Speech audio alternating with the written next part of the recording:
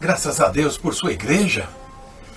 Louvo ao Senhor pela oportunidade de estarmos juntos para estudar as Escrituras e aprender um pouco mais da Palavra de Deus. Colossenses capítulo 3, no verso 24. Sabendo que recebereis do Senhor o galardão da herança, porque a Cristo o Senhor servis. Aqui no Brasil, em São Paulo especificamente, padarias costumavam a usar aqueles saquinhos para colocar pão, com um dizer muito significativo que eu acho que serve para nós. Quem não vive para servir, não serve para viver. Sim que é uma frase popular, mas ela tem muito a nos dizer. Sabe que nós vivemos numa época onde que as pessoas estão se sentindo cada vez mais solitárias, vazias. Quantas pessoas ao nosso redor estão gritando, clamando por ajuda, apoio e principalmente por uma palavra de solução para suas vidas e direção e sentido para a sua existência. Nós temos a obrigação, pois nós temos a resposta a estas pessoas que nos cercam. Pessoas angustiadas, pessoas aflitas, pessoas que estão cheias de tudo e vazios por dentro. Nós conhecemos a Cristo e nós temos o dever moral, espiritual, de apresentar a verdade a estas pessoas. E onde elas estão? À nossa volta, em casa, na família e principalmente no trabalho, onde todo dia estamos nos apresentando. Passamos muito tempo ao redor destas pessoas e para isso nós devemos tratar e pensar melhor como conviver no nosso ambiente de trabalho ou no nosso ambiente de convivência na família. Nós temos a responsabilidade de influenciar espiritualmente estas pessoas. Nós somos como os astros, nós somos como luzeiros neste mundo em trevas. E nós temos que ter consciência da nossa posição e principalmente da urgência e necessidade que as pessoas têm de ouvir a palavra do Evangelho da Salvação. Agora, nós precisamos ter um certo cuidado com a nossa presunção, muitas vezes imaginando e pensando que as pessoas que nos cercam, a quem trabalhamos, a quem nos relacionamos todos os dias, essas pessoas não estão interessadas na vida espiritual. E muitas vezes nos calamos e até nos anulamos, sem dizer uma palavra. Cada dia mostra os seus desafios e está aqui um deles. Apresentar-se no trabalho ou mesmo no lar aquilo que nós conhecemos da verdade.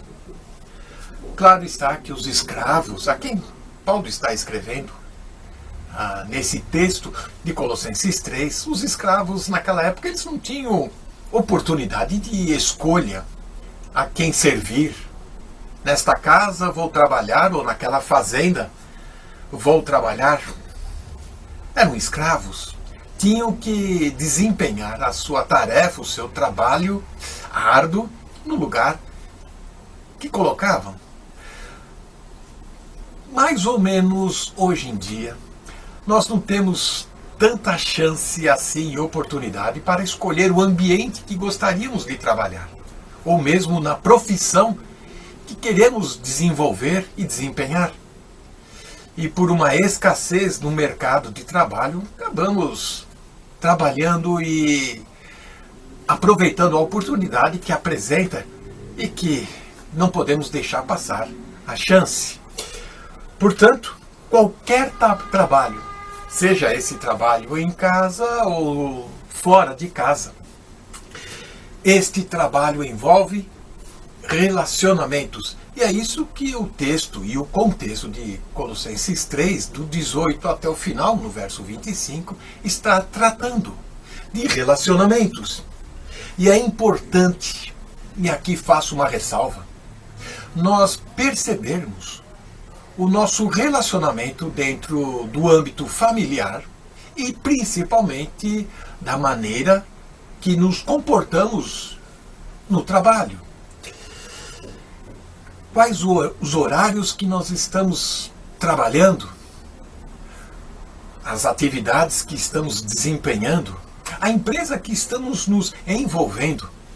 Tudo isso afeta o nosso relacionamento em casa, o nosso relacionamento também com os camaradas do trabalho.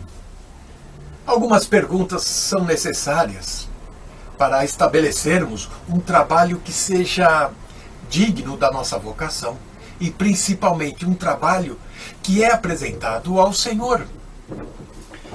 Será que essas horas que nós estamos dedicando à empresa, ao trabalho, elas não são por demais, assumindo e tirando-nos daqueles compromissos com a família, daqueles compromissos assumidos com a igreja, com os irmãos? Se dedicarmos sempre só ao trabalho, vamos acabar prejudicando outras áreas da nossa vida também.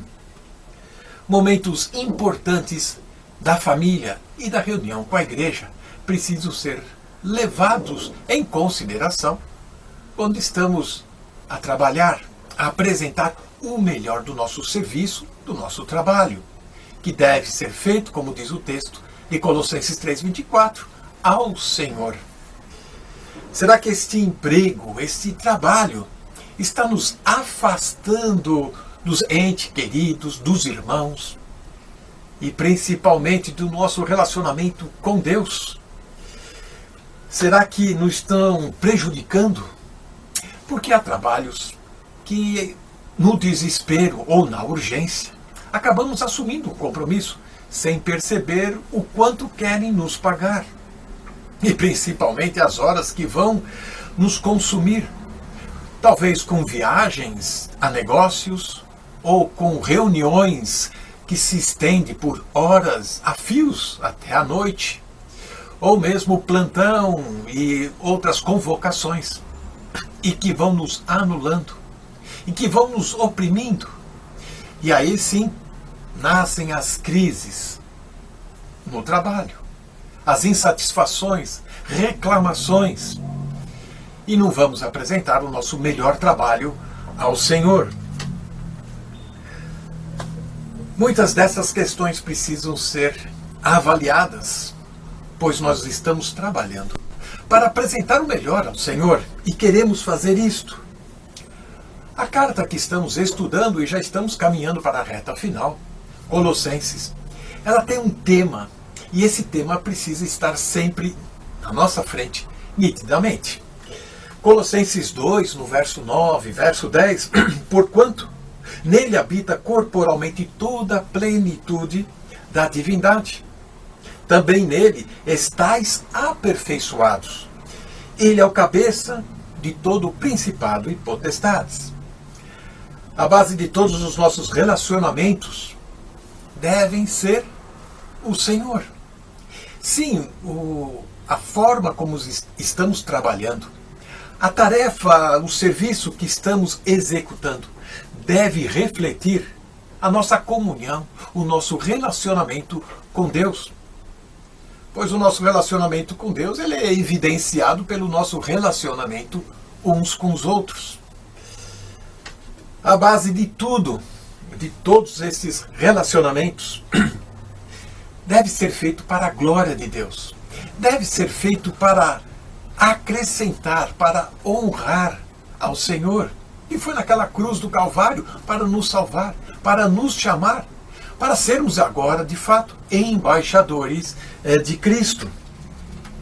Assim nós devemos olhar o exemplo que Paulo chama a atenção aqui.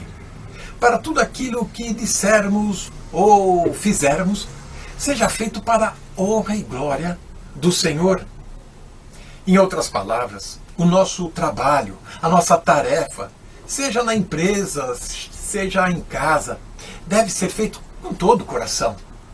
Eu tenho que dar o melhor de mim em tudo que eu vou fazer. Existe uma propaganda antiga aqui da gasolina Shell, que dizia que o lubrificante que ela usava, o óleo para o motor do carro, excedia. O óleo é excelente, pois ele ia além daquilo que era comum, aquilo que era esperado por todos os demais concorrentes. Mas o óleo da Shell era aquele que excede, vai além. E assim também tem que ser o cristão. Ele tem que ser extraordinário em tudo que faz.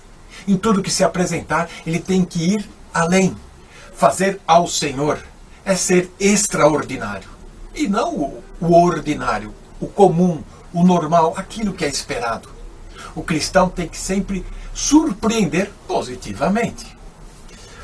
O rei Salomão, em Eclesiastes, capítulo 9, no verso 10, tudo quanto tiver a mão para fazer, faze-o conforme as tuas forças. Dedicação total. O rei Ezequias propôs agradar ao Senhor. E no segundo livro de Crônicas, no capítulo 31, no verso 20 e 21. Assim fez Ezequias em todo Judá, e fez o que era bom e reto e verdadeiro, perante o Senhor seu Deus. Assim é o nosso trabalho, perante o Senhor seu Deus. Toda a obra que começou no serviço da casa de Deus, e na lei e nos mandamentos, para buscar o seu Deus, ele fez de todo o coração e prosperou. Ou seja, ele obteve recompensa do seu trabalho. O rei Davi, quando ele incentivou seu filho Salomão a construir o templo, no primeiro livro de Crônicas, agora no capítulo 28, verso 20, disse Davi a Salomão, seu filho: esforça-te, tem de bom ânimo, faze a obra e não temas. Nem te apavores, porque o Senhor Deus, sim, o Senhor Deus, há de ser contigo. Não te deixará, nem te desamparará. Antes, até que cabes toda a obra do serviço da casa do Senhor. Nós temos esse Deus maravilhoso, que nos ajuda e que está sempre por perto e que podemos nos socorrer a Ele, para apresentar o melhor a Ele, em nossas vidas, nos nossos relacionamentos e no nosso trabalho. E tudo que fizermos é feito para o Senhor. Esse é o nosso desafio. E as relações sociais, sejam elas físicas, todas estas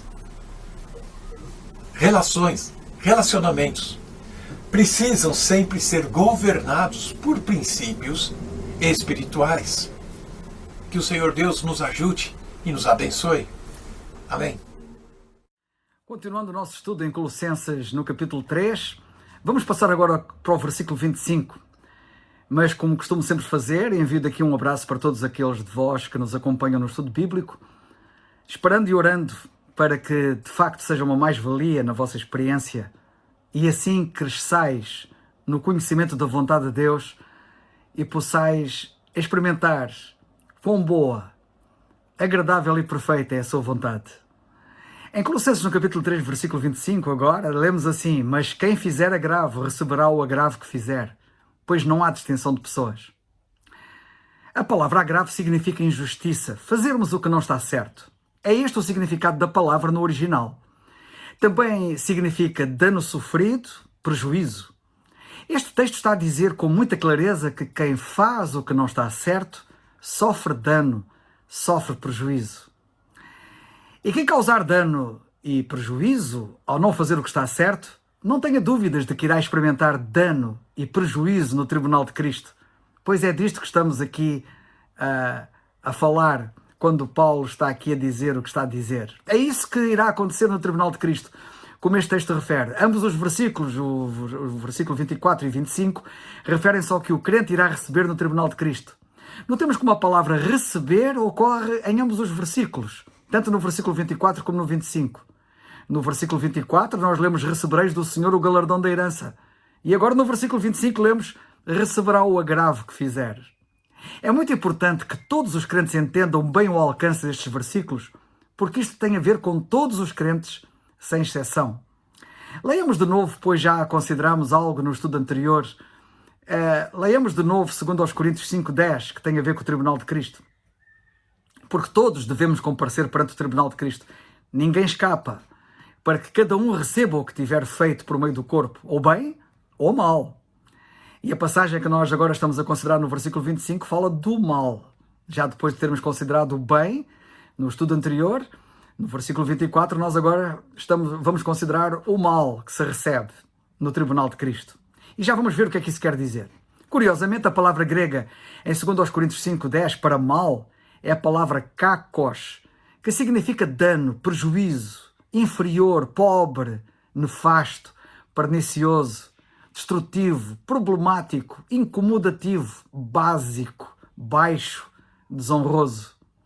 Todos estes termos dão o quadro completo do que significa o termo mal aqui na passagem, segundo aos Coríntios. Notemos a similitude ou agravo do nosso texto em Colossenses 3:25. Infelizmente, a vida de muitos é um autêntico caco e muitos irão aparecer no tribunal de Cristo com a vida em cacos. Sim, nós podemos dizer que a madeira, o feno e a palha, que é outro descritivo que surge em 1 Coríntios capítulo 3, para agravo e para mal, são de facto cacos. Madeira, feno e palha são cacos.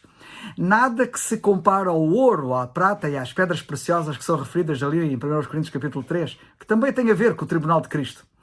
E o que vão receber estes? Relativamente ao mal, aos cacos, os que por meio do corpo fizeram mal, causando dano, prejuízo, resultados inferiores, pobres, nefastos, perniciosos, destrutivos, incomodativos, básicos, baixos, desonrosos, o que é que eles vão receber? Nada. Não receberão nada. São salvos, como diz o apóstolo ali aos Coríntios, como que pelo fogo. Como lemos em 1 Coríntios 3, versículos 12 a 15, e passo a citar.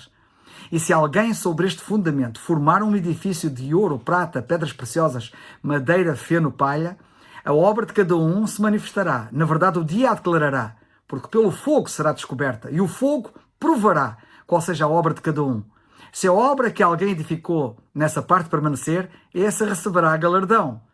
Agora tomem atenção. Se a obra de alguém se queimar, sofrerá detrimento, mas o tal será salvo todavia como pelo fogo. Convém agora ler Romanos capítulo 14, versículo 10, que também tem a ver com o tribunal de Cristo. E notemos o que temos ali. Lemos ali: mas tu, porque julgas o teu irmão? Ou tu também porque desprezas o teu irmão?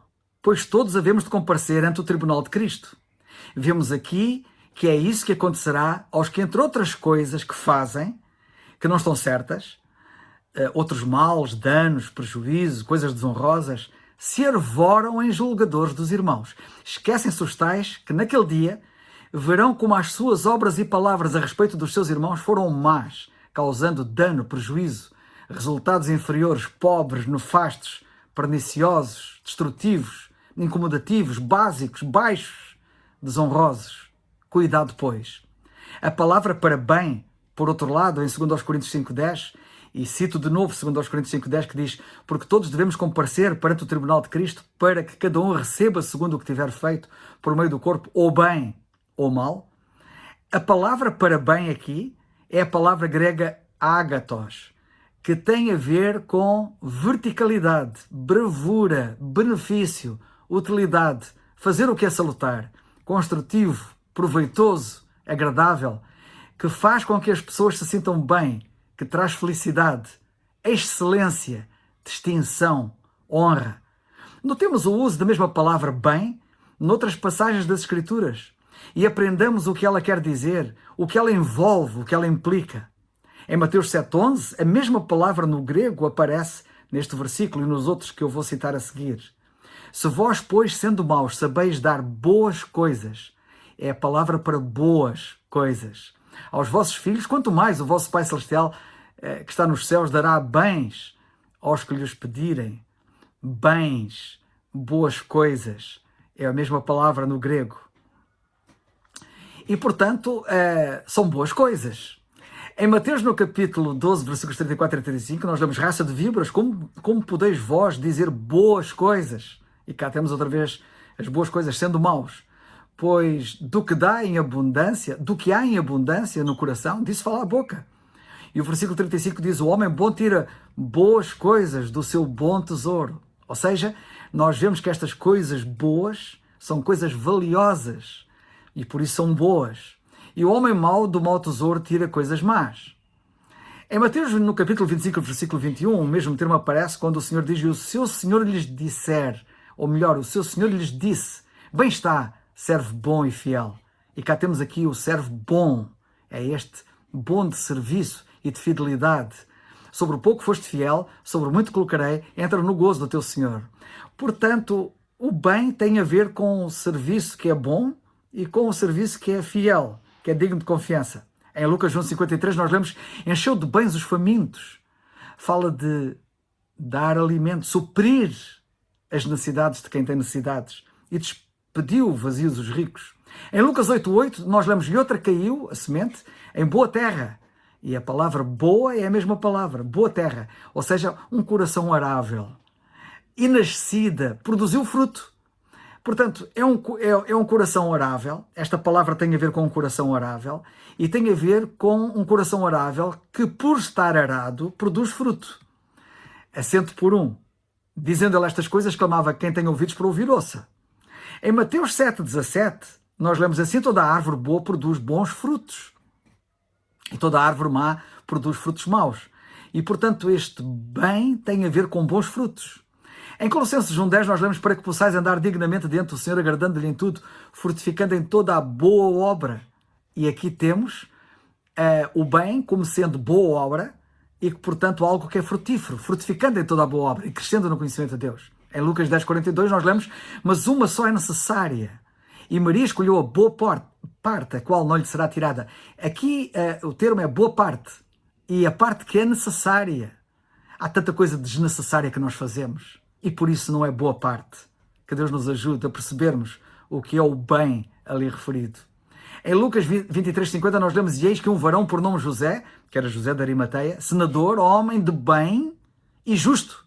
Ou seja, este bem tem a ver com fazer o que está certo. Em Atos 9,36 nós lemos: e havia em Jope uma discípula chamada Tabita, que traduzida se diz Dorcas. Esta estava cheia de boas obras e esmolas. Ou seja, estas boas obras eram traduzidas em esmolas, em fazer bem aos outros, em suprir as necessidades dos outros. Em Atos 11,24 nós lemos: porque era o homem de bem e cheio do Espírito Santo e de fé. E muita gente se uniu ao Senhor. Temos aqui Barnabé, chamado um homem de bem, e cá temos o bem que é esperado de nós, como de Barnabé, um homem de bem, porque estava cheio do Espírito Santo e de fé. Barnabé mostra aqui nesta passagem que ser cheio do Espírito e de fé não é uma opção, mas é um requisito absoluto se nos quisermos apresentar diante do Senhor com o bem referido no Tribunal de Cristo, em 2 Coríntios capítulo 5. Nesse dia, só recebe galardão o que tiver feito bem por meio do corpo. E ninguém consegue fazer bem por meio do corpo se não estiver cheio do Espírito e de fé. Em 1 Timóteo 1,19 nós lemos: conservando a fé e a boa consciência, rejeitando a qual alguns fizeram naufrágio na fé. E nós temos aqui a boa consciência em contraste com quem faz naufrágio na fé, o que mostra que quem tem boa consciência é quem está cheio de fé. Em Romanos 12,2 nós lemos: e não vos conformeis com este mundo, mas transformai-vos pela renovação do vosso entendimento, para que experimenteis qual seja a boa, agradável e perfeita vontade de Deus. Portanto, se na passagem anterior nós vemos que a boa está relacionada com a consciência, que tem a ver com a fé, aqui nós vemos que a boa está relacionada com a vontade de Deus. Porque fazer a vontade de Deus é que é bom, é que é bem. O bem é aquilo que é feito sob a vontade de Deus, exatamente porque se anda cheio do Espírito Santo e cheio de fé. Em Romanos 15,2 nós vemos: portanto, cada um de nós agrada ao seu próximo no que é bom para edificação. E aqui a palavra bom é a mesma palavra no grego e está associada à edificação, aquilo que edifica. Segundo aos Coríntios 9,8, nós lemos: e Deus é poderoso para fazer abundar em vós toda a graça, a fim de que, tendo sempre em tudo toda a suficiência, abundeis em toda a boa obra. E temos aqui abundância em toda a boa obra. Em Tito, no capítulo 2 e versículo 5, nós lemos acerca das mulheres que elas devem ser moderadas, castas, boas donas de casa. E aqui a palavra bem, a mesma palavra para bem, é traduzido por boas, e refere-se às donas de casa, boas donas de casa, sujeitas aos seus maridos, a fim de que a palavra de Deus não seja blasfemada. Nós vemos aqui que o serviço doméstico tem prémio. Quem diria, não é? Já vimos na semana passada como qualquer tipo de serviço prestado no nosso trabalho chamado secular, se for como para o Senhor, tem prémio. E o serviço doméstico tem prémio. Quando é feito como para o Senhor, muitos de nós iremos ser surpreendidos com enormes galardões atribuídos às donas de casa. Muitas donas de casa vão ter grandes galardões, porque lemos aqui de donas de casa que são boas donas de casa, e que é a palavra bem que alguns vão alcançar no tribunal de Cristo. Em Hebreus 10:1 nós lemos: porque tendo a lei a sombra dos bens futuros, e a mesma palavra é aqui traduzida por bens e associada ao futuro, bens futuros.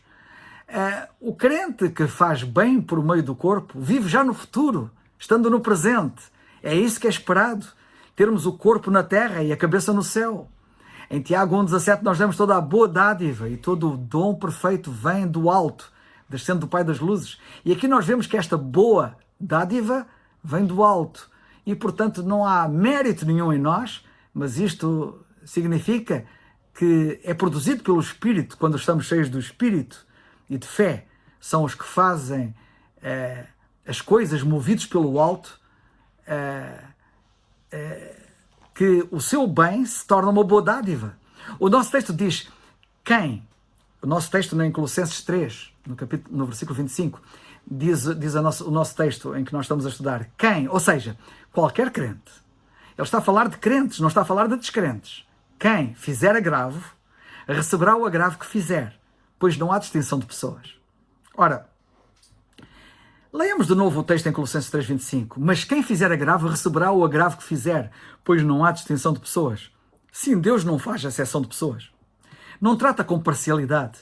O rigor é semelhante para todos, mesmo para os que tiverem algumas recompensas. Os que tiverem algumas recompensas poderão ter perdas em algumas áreas, e terão certamente, se não tiverem cuidado. Pelo facto de terem alguns ganhos, isso não garante todos os ganhos. Cuidado, pois, porque podemos ser bons em algumas áreas e ser um desastre noutras. E Deus não vai fazer exceção de pessoas. Pelo facto de alguns terem alguns ganhos, não quer dizer que vão ter todos os ganhos. João diz: olhai por vós mesmos, recebamos o inteiro galardão, diz ele na segunda carta de João 1:8, que nós já referimos no estudo anterior. Recebamos o inteiro galardão. Cuidado com as perdas. Por outro lado, e isto é importante, parcialidade, a palavra parcialidade, Deus não faz exceção de pessoas. Esse termo, exceção de pessoas, que é parcialidade, vem de uma palavra no grego que se pronuncia qualquer coisa como prosopolepsia, que por sua vez deriva de uma combinação de duas outras palavras no grego, prosopon e lambano. Essas duas palavras, a primeira quer dizer raiz e a segunda rosto. Perdão, eu disse mal. A primeira palavra, prosopon, quer dizer rosto, e a palavra lambano quer dizer receber, e por isso significa literalmente receber o rosto. Ora, o que é que isto quer dizer? Havia um costume oriental de saudar as pessoas, e o costume oriental de saudar as pessoas era inclinar o rosto ao chão. Se o cumprimentado aceitasse a pessoa tinha permissão para levantar a cabeça novamente. Esta aceitação está no termo hebraico para parcialidade. A ideia por detrás de prosopolepsia é que se julga com base em noções externas ou pré-concebidas e mostra parcialidade ou favoritismo. Com Deus isso não vai acontecer. Haverá o rigor da análise e do juízo do real desempenho de cada um. Deus não agirá por simpatia ou por parcialidade. Deus não comete a falta daquele que, quando chamado a julgar, respeita as circunstâncias externas do homem e não os seus méritos intrínsecos, aquilo que ele realmente fez, preferindo este ou aquele que é rico, ou que é nascido nobre ou poderoso, e não por aquilo que faz. Mas, podendo ser rico ou nascido nobre ou sendo poderoso, isso não passam de meras futilidades. E Deus não faz exceção de pessoas nessa área. Agora, muita atenção.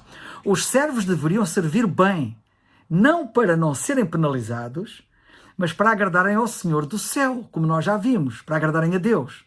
Se os servos servissem bem e não tivessem o reconhecimento e a recompensa dos seus senhores terrenos, ainda assim teriam o reconhecimento e a recompensa do seu Senhor do céu, diz o apóstolo Paulo. Mas atenção, que é isto que ele diz agora aqui. De modo semelhante, se os servos não o fizessem bem, mesmo que os seus senhores terrenos não os penalizassem por isso, eles não escapariam à penalização do Senhor no tribunal de Cristo, do Senhor do céu. Percebem o que isto quer dizer? Mas quem fizer agravo receberá o agravo que fizer, pois não há distinção de pessoas. E não há distinção de pessoas também no seguinte: ao servires o patrão ou chefe, estás a servir o Senhor. Portanto, se estiveres a servir bem, estás a servir bem o Senhor e simultaneamente o patrão ou chefe. Mas se estiveres a servir mal o patrão ou chefe, estás a servir mal o Senhor. E não há distinção, pois o que é feito a um é feito ao outro. O que é feito ao Senhor é feito ao patrão e vice-versa. E por isso o crente não escapa a este facto. Também nisto, Deus não faz acepção de pessoas. Em suma, vê como serves. Procura servir bem, para que recebas bem o que tiveres feito, por meio do corpo, e não agravo. Não tenhas dano nem prejuízo no tribunal de Cristo. Que o Senhor seja glorificado. Amém.